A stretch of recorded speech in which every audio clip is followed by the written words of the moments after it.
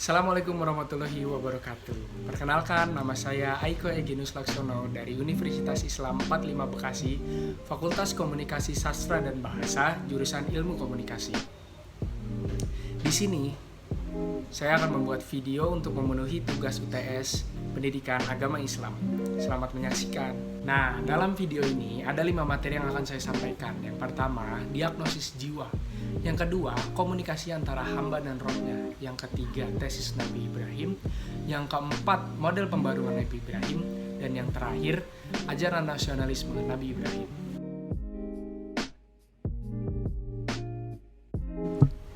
Nah, kita langsung masuk ke materi yang pertama ya, yaitu tentang diagnosis jiwa melalui critical thinking.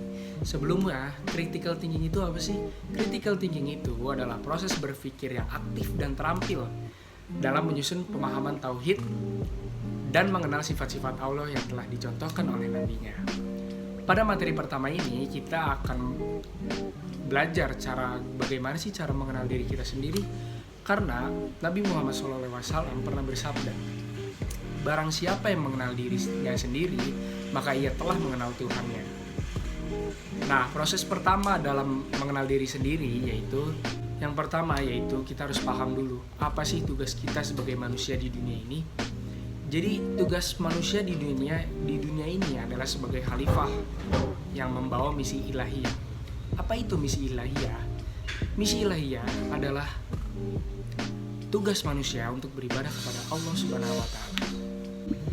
Selanjutnya itu kita mulai pahami fenomena yang ada di sekitar kita atau di bumi ini, dan renungi bahwasannya segala yang ada di sekitar kita itu bermanfaat untuk kita, dari air, tanah, api, tumbuh-tumbuhan, hewan, dan masih banyak yang lainnya. Dalam mengenal diri sendiri, kita juga harus paham dari mana sih asal-usul kita.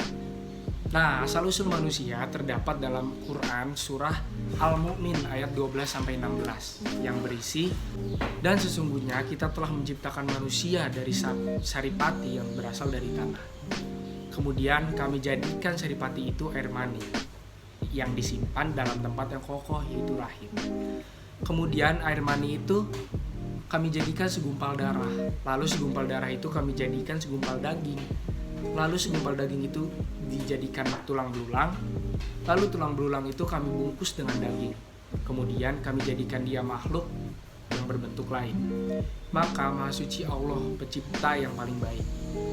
Kemudian sesudah itu sesungguhnya kamu sekalian benar-benar akan mati. Kemudian sesungguhnya kamu sekalian akan dibangkitkan dari kuburmu di hari kiamat. Lalu dalam mengenal diri sendiri, kita juga harus mengenal penyakit hati yang ada dalam diri kita. Ada 7 macam penyakit hati, yaitu yang pertama suka mengumpat, yang kedua terlalu mengharapkan duniawi, yang ketiga sombong, yang keempat ujub, yang kelima hasud, yang keenam tidak ada rasa kasih sayang dalam hidupnya, tidak pernah ada rasa kasih sayang, yang ketujuh itu sumah atau menginginkan popularitas. Nauzubillah min dzalik. Semoga kita semua terhindar dari beberapa macam penyakit tersebut. Amin amin ya rabbal alamin. Kita lanjut ke materi selanjutnya nih, yaitu tentang komunikasi antara hamba dan rohnya.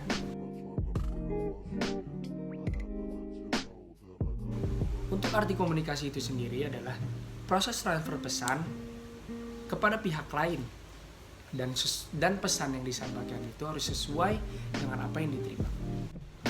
Di sini contoh peristiwa komunikasi dengan Allah, yaitu melalui Nabi yang melatih kita untuk berkomunikasi dengan Allah melalui sholat, zikir, berdoa, dan masih banyak yang lainnya. Allah memberi pesan melalui malaikat Jibril yang berisi ajaran-ajaran tauhid yang ada dalam Al-Quran. Nah, untuk media penyampaian itu adalah hasil ciptaannya, dan untuk objek penerimanya yaitu Nabi Muhammad SAW. Setelah itu kita sebagai manusia. Jika kita kaitkan dengan materi yang pertama, yaitu tentang critical thinking, maka prosesnya seperti ini. Pertama, kita bertafakur. Setelah bertafakur, kita mengenal diri kita sendiri. Setelah kita mengenal diri kita sendiri, kita akan mengenal Allah. Setelah kita mengenal Allah, pasti kita akan senantiasa berkomunikasi dengannya, yaitu dengan sholat, berdoa, dan masih banyak yang lainnya. Oke, kita lanjut ke materi yang ketiga, yaitu tentang tesis Nabi Ibrahim.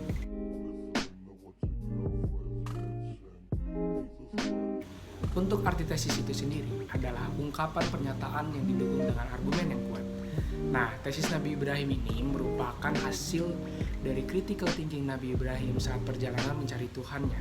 Dan tesis Nabi Ibrahim juga merupakan suatu langkah inovasi dan pembaruan bagi bangsanya yang tenggelam dalam kebodohan dan kesesatan. Dan untuk selanjutnya yaitu materi keempat tentang model pembaruan Nabi Ibrahim.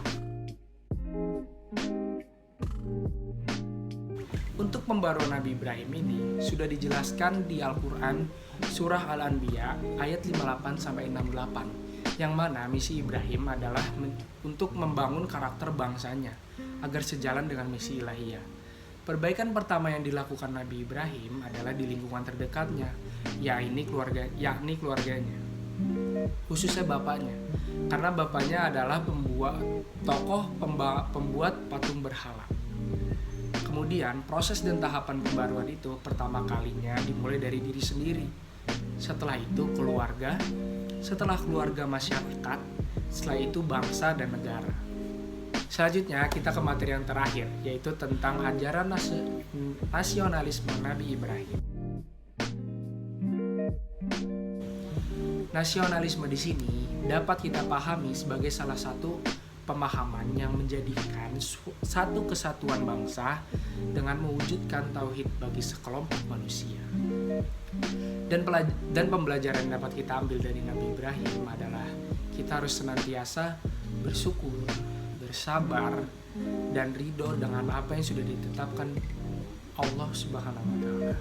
Dan yang paling penting di sini adalah kita sama-sama untuk belajar memperbaiki hubungan kita dengan Allah Subhanahu wa Ta'ala. Harus makin sering berkomunikasi dengan Allah melalui sholat, berdoa, dan lain-lainnya. Dan ya kita harus memperbaiki hubungan kita dengan Sang Maha Pencipta. Nah, itulah 5 materi yang terdapat dalam mata kuliah Pendidikan Agama Islam. Kurang lebihnya mohon maaf. Sekian yang dapat saya sampaikan. Terima kasih. Assalamualaikum warahmatullahi wabarakatuh.